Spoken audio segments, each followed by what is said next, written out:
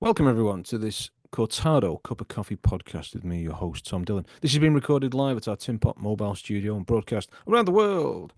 Second in our series of little Cortados that we are recording at our weekly meet. And so, after putting the shout out, another person who responded was the lovely Howard Cain.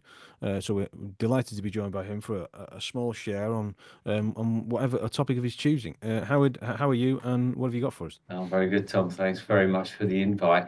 I'm not sure about Cortado. I'm a medium cappuccino with extra shot kind of guy. Do you So know what that's, my, that's my my pal ordered this morning was a piccolo, and I thought that was a small it's a sort of wind instrument, which I think it is.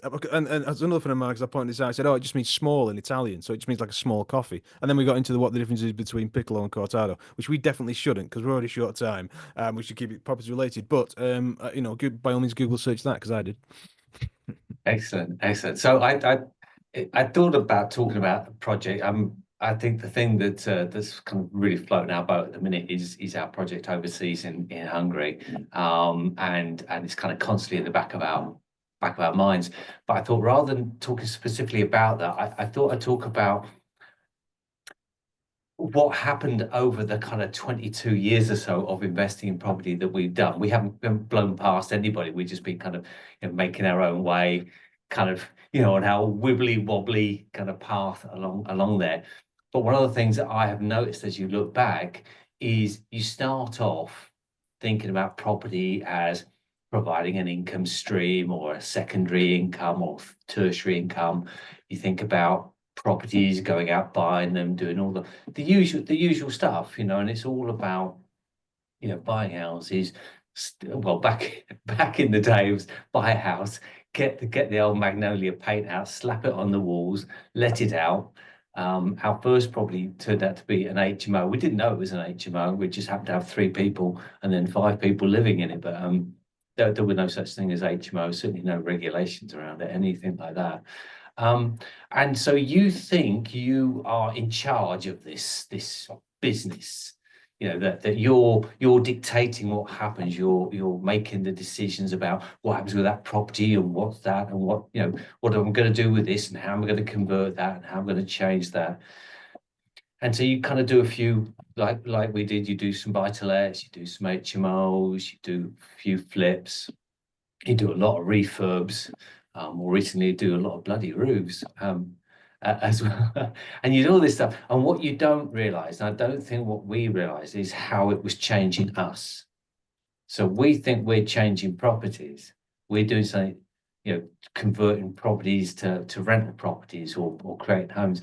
And actually, that I hesitate to call it a journey, but that journey through all of that has changed us, and it's changed us and how we think.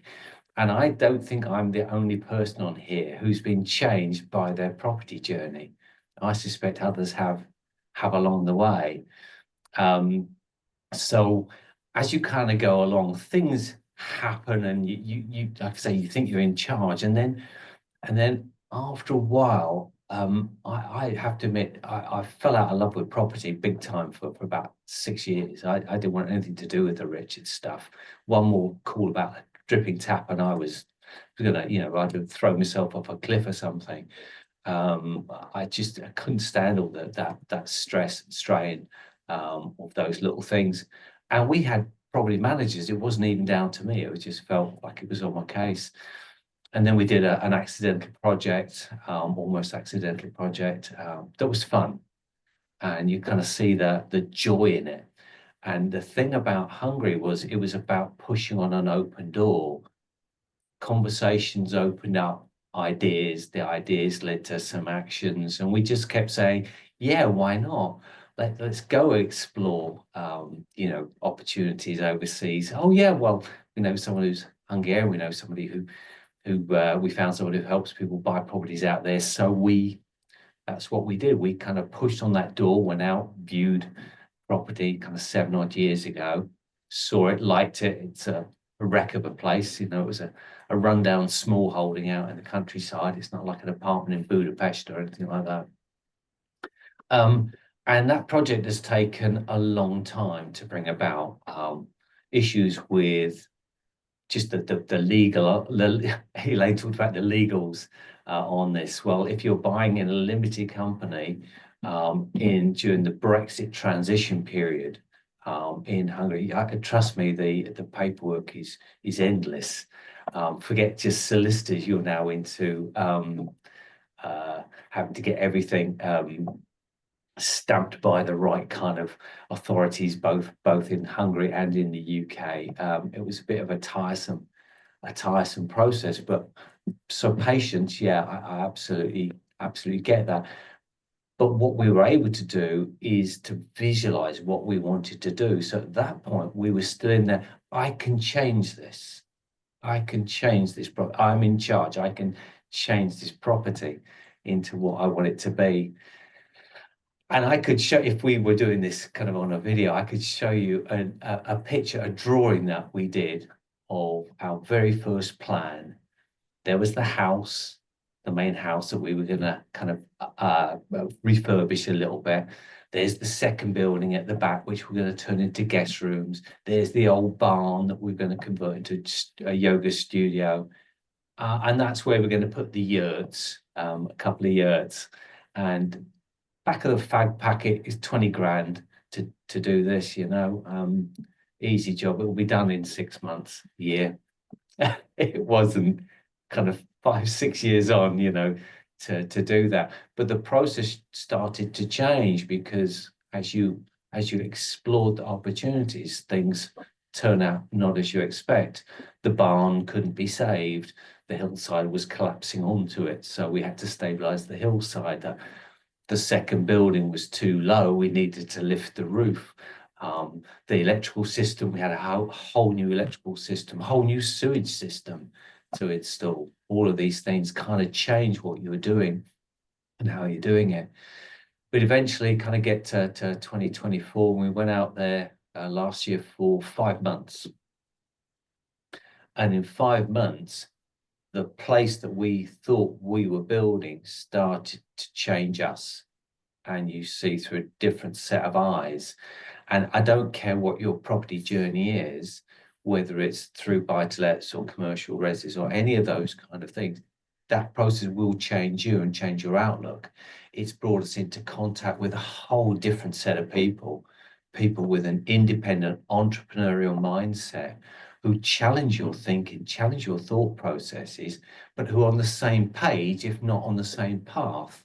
On the same page of life, if that makes sense, Tom, but not on the same necessarily following your path.